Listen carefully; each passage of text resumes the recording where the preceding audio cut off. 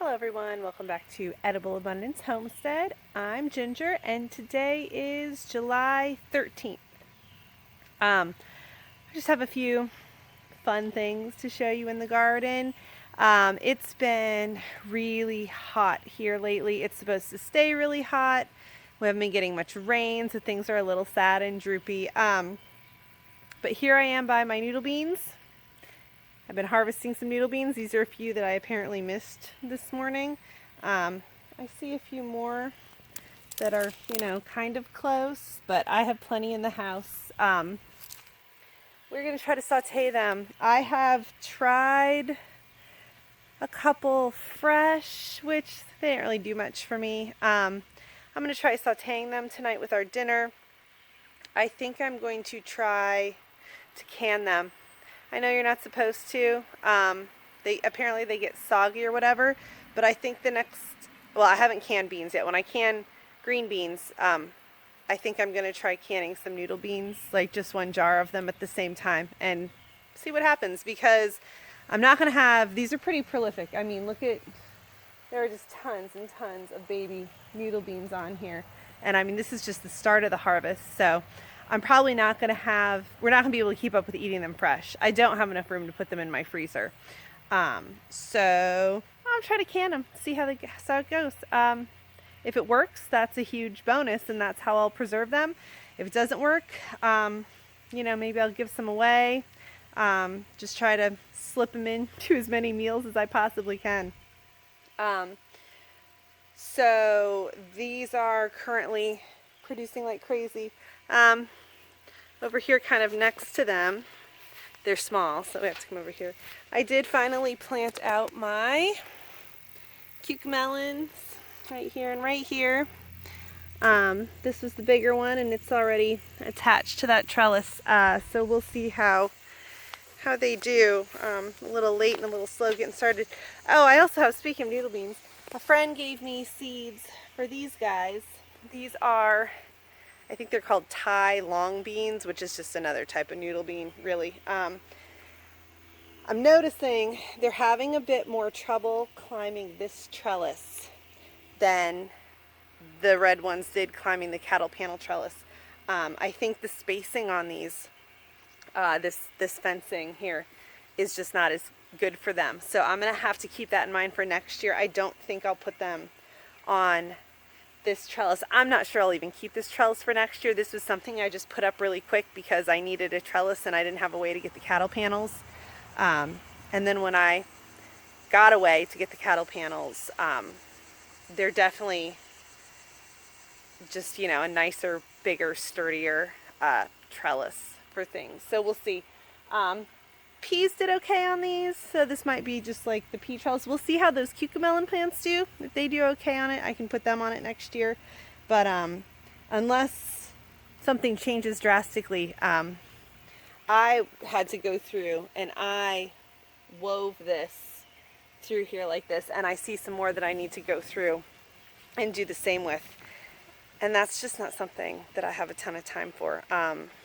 Especially when on here, I mean, they did this completely by themselves. They just twisted around that panel and went right up it, no problem. So up next, we're going to move over to the tomato melon area of the garden. So let's go over there. All right, so we're over here in the tomato area. Now, I do have some monster tomatoes growing on some of these plants. That's not what I'm going to show you today. So far, the biggest one I picked was 1.5 pounds, and there are definitely some tomatoes out here that are bigger. Some of them I might actually end up having to pick early and either ripen on my counter, like they're like pick completely green, or make fried green tomatoes with them, because the stems are like falling from them, like they're splitting the stem because of their weight. But anyway, so this is my cherry tomato area, and I planted blueberry cherry tomatoes. Now there's two cool things going on with this plant right here. The first one is, it appears that, I'm going to reach in here and pick a ripe one. Apparently there was a seed of a blue goldberry cherry tomato that got mixed in, and so these are actually the blue goldberry variety, which is cool because I was interested to try those as well, but I wasn't going to do it, you know, this year. I can only eat so many cherry tomatoes. I am going to try to do some different preservation techniques with them.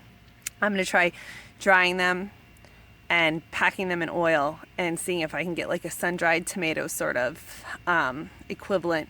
But this makes me happy because I think what I'm going to do is find a mesh bag to put around one of the blossoms to guarantee that there's not cross-pollination, and then save the seeds. And then this tomato variety that I wanted but didn't really feel like I wanted to buy a whole second package of seeds for something so similar, boom, got the seeds.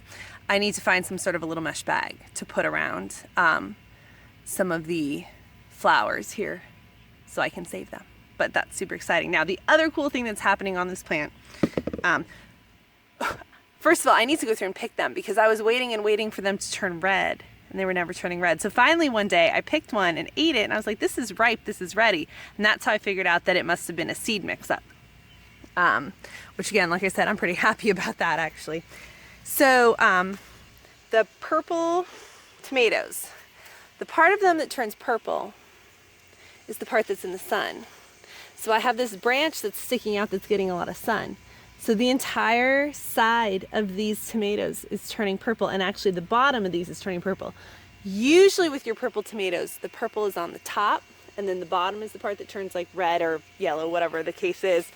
And then the ones that are way down under here, these are really young, so it's possible they'll still turn a little purple. But if they're completely shaded, they're not going to get much purple on them.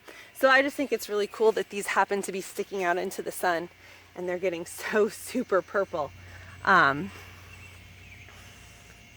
this plant in general is just making me really happy, which is funny because it's a seed that I didn't even order. It was a mistake. I need to go through and do some time. The tomatoes are out of control. We're kind of at the point where I'm not going to do a lot to pull them back under control. These cherry tomato plants are getting bushy. As you can see, they're starting to really kind of go everywhere. At this point, I'm pruning a little bit, but not much. They've grown well over the top of my trellises. I mean, these plants are at least 6 feet tall, probably more. And the same is true of some of my other varieties. They're all over 6 feet tall. They're all well over the trellis. So I do see some branches that I would like to tie up. I actually had one that I found the other day that had fallen to the ground and then was growing up again.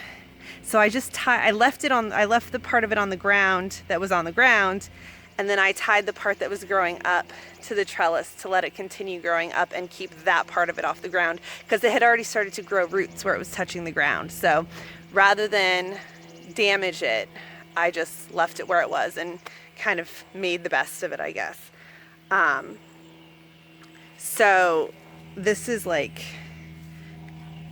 cherry tomato alley right here. I'm actually going to walk down and show you the melons, and on the way by, see if I can show you. I mean, these are just some monster tomatoes in here. Look at these. Look at this giant guy right here. It's kind of twisting there. So yeah, like I said, I had that one that was 1.5 pounds. It was a Dr. White's, and it was delicious. It had a little bit of the cat facing on the bottom, but it wasn't really enough to cause a problem. I mean, I had to cut a little bit of it off, but it was a 1.5 pound tomato. There was plenty to eat. So the watermelons are taking over, as you can see. These are the Orange Glow. And we're getting so close to harvest. I don't know if you can even see it. There we go. So close to harvesting some of these giant watermelons. I have a suspicion that they're all going to be ripe like on the same day. We'll stretch it out as much as we can. I also want to try making watermelon rind pickles this year. Here's another nice giant one, if I can get all the foliage out of the way. There's a lot of foliage on these plants too. It's hard to see because of all that, but anyway, they're big and beautiful and almost ready, I would say. This is my paste tomato area. The Romas that I accidentally topped are all starting to grow tall now from the, their suckers and side shoots and stuff, so that's good. I decided to leave them in because I might as well take what I can get from them. And then, like, within a couple days of that decision, I saw an M.I. Gardner video where he said the same thing. He said, don't pull out the plant, give it a chance, and it will probably still grow even without your main, stem. And it took them a while.